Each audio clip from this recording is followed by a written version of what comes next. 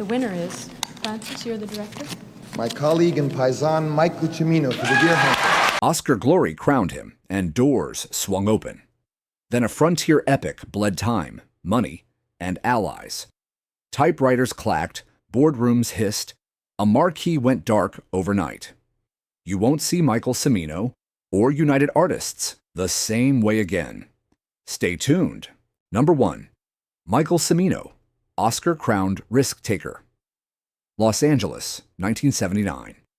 United Artists hands him the keys after The Deer Hunter conquers award season. Wyoming and Montana become his backlot. Harvard Yard is rebuilt on a ranch. Whole towns dressed for 1890. On paper, it worked.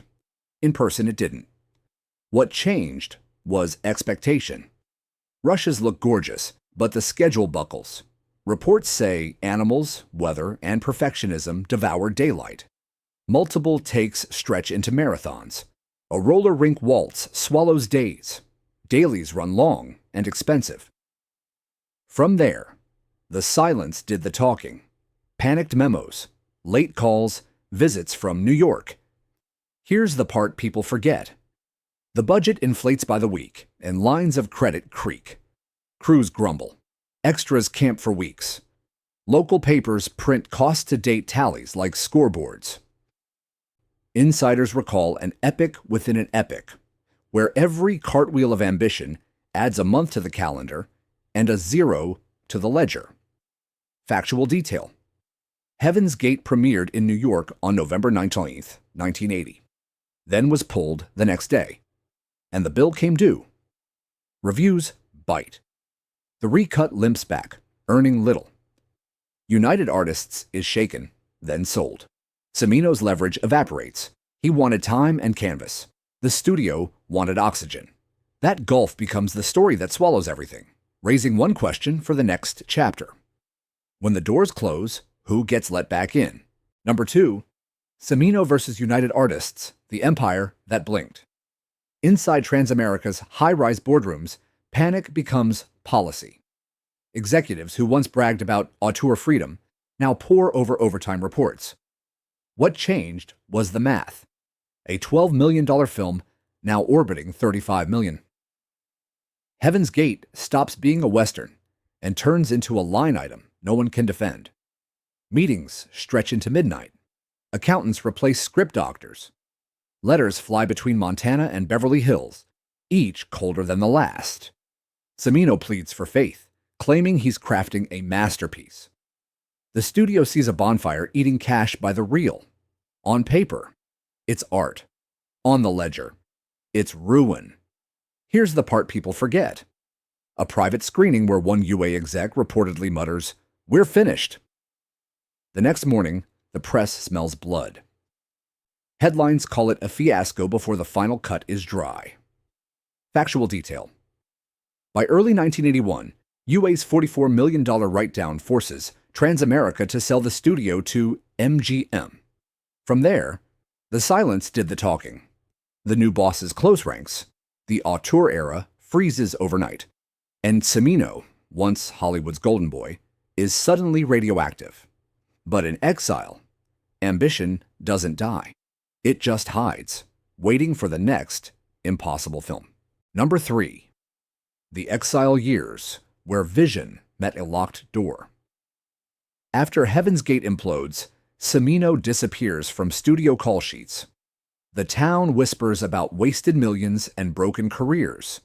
For 5 years, no one will bankroll his name. Reports say he spends the time rewriting, editing, defending, trying to convince a town that once worshipped him that genius isn't the same as guilt. By 1985, a lifeline arrives from producer Dino De Laurentiis. Year of the Dragon becomes his return ticket, filmed in New York's Chinatown. On paper, it's redemption. On release, it's another firestorm. Activists protest stereotypes. Critics call it grand, gaudy, and tone-deaf. Cimino's control is intact, but so is his reputation for excess. Quote, "You can't come back from a myth that big. Here's the part people forget. The film makes headlines, but not money, reinforcing the legend of the director who aimed too high. Studios take note. The budgets shrink, the patience shorter, and the bill came due again. His next projects, The Sicilian, Desperate Hours, barely register. Yet through every flop, Cimino refuses to play small. Which brings us to the final chapter, the long fade from the spotlight, and the strange peace that followed. Number 4, The Sicilian and the Shrinking Canvas. 2 years after Chinatown's uproar, Cimino heads to Europe on the page of Gore Vidal. Sicily stands in for destiny. Studio faith stands on stilts. Budgets tighten, and so do tempers. On paper, it's prestige. In person, it's compromise. What changed was leverage. The dailies don't scare anyone now. They just confirm the math. Reports say the cut lands heavy, the pace solemn, the reviews colder than marble. Executives nod, talk recoupment, and move on. And the bill came due. Fewer prints, fewer screens, less patience for grandeur. Here's the part people forget. After a decade of myth, every frame becomes a referendum on Heaven's Gate. Crews feel it. Publicists feel it.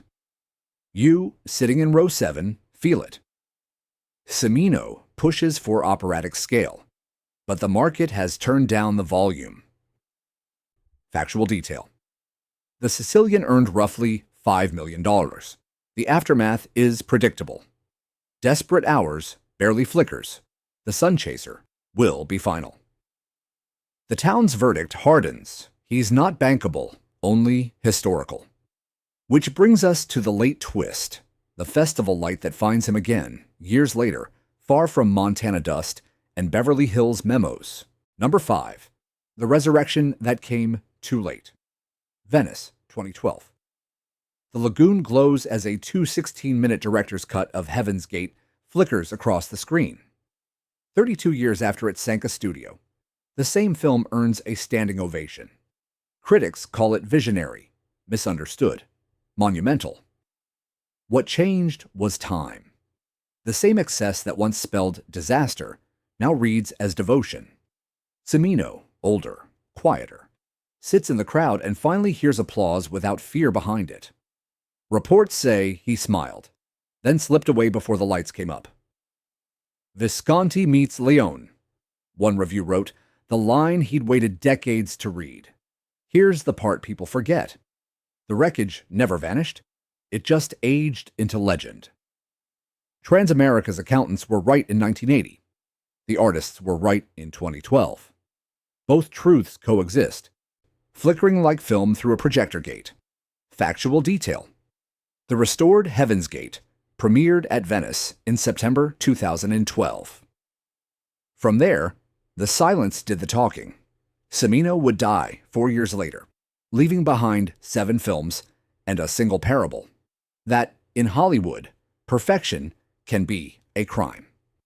Which brings us to the ending, how the legend of failure became the proof of faith. Number 6, the cost of control, tallied in doors that no longer opened. Hollywood remembers winners. It also remembers who sent accountants to the fainting couch. After Heaven's Gate, every meeting for Cimino carried a ghost, notes about overtime, weather, horses, and a clock that never stopped. On paper, he was an Academy legend. In person, he was a cautionary slide in a studio training deck. What changed was leverage. He once chose his canvas. Now the canvas chose him. Smaller, safer, already bordered. Reports say he fought for pace, for ceremony, for the old-world grandeur that made the deer hunter breathe. The town bruised, demanded pages, schedules, ceilings. Here's the part people forget. The system kept his mythology alive because it needed the warning. Quote, in this business, memory is a budget line. Factual detail. Michael Cimino died in Los Angeles on July 2nd, 2016, at age 77. From there, the silence did the talking. Colleagues praised his insistence on beauty. Executives cited his wake as a turning point. 2 narratives, 1 man. Which brings us to the final reckoning, what the ledger can't measure and what the legend refuses to lose. Number 7, the legend that trained a generation of executives. In the 80s, studio culture rewires itself around a single cautionary tale. Green light meetings start with artistry and end with amortization. Development memos read like weather reports, contingency plans for storms, delays, stars, hubris. Cimino's name becomes shorthand for risk, admired in private, red flagged in print. On paper, it's prudence. In person, it's fear wearing a tie. What changed was the curriculum. Young producers study the postmortems like scripture. Don't rebuild Harvard if Providence can cheat it. Don't chase sunsets if the light owns you. But then, the same frames vilified in 1980 begin to glow in revival houses. Film schools project the tracking shots like prayers, and students whisper that ruin can be radiant. Here's the part people forget. The Deer Hunter's 5 Oscars didn't inoculate him. They inoculated the system against the next him. The lesson calcified into policy. Bonded schedules, completion guarantees, pre-sold stars, rules designed to keep vision on a leash strong enough to drag. Factual detail. The 1981 re-release of Heaven's Gate ran 149 minutes and grossed under $4 million. And the bill came due across a decade. Mid-budget epics starved. Sensibility drifted to television. The town learned to worship control more than wonder. Yet the myth refused to die, hovering over every risk meeting like smoke. Which brings us to the penultimate reckoning. What survives when a career doesn't, and who gets to decide?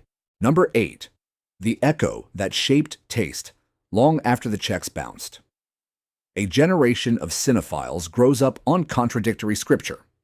Professors warn against Cimino scale indulgence. The same professors dim the lights and let his vistas roll. In studio cubicles, young execs mark up budgets with surgical pens. In dorm rooms, young directors memorize dissolves like prayers. On paper, it looks like consensus. In practice, it's a tug of war inside the same mind. What changed was the currency of ambition. Market logic prizes certainty, branded IP, dates locked a year out, scenes timed to quadrants. But then, a camera moves through smoke. A procession of faces turns into a hymn, and the old question returns.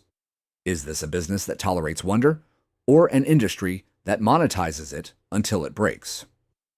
Reports say development rooms now translate awe into spreadsheets. The math is tidy. The feeling leaks out. Here's the part people forget. Cimino did not merely overspend.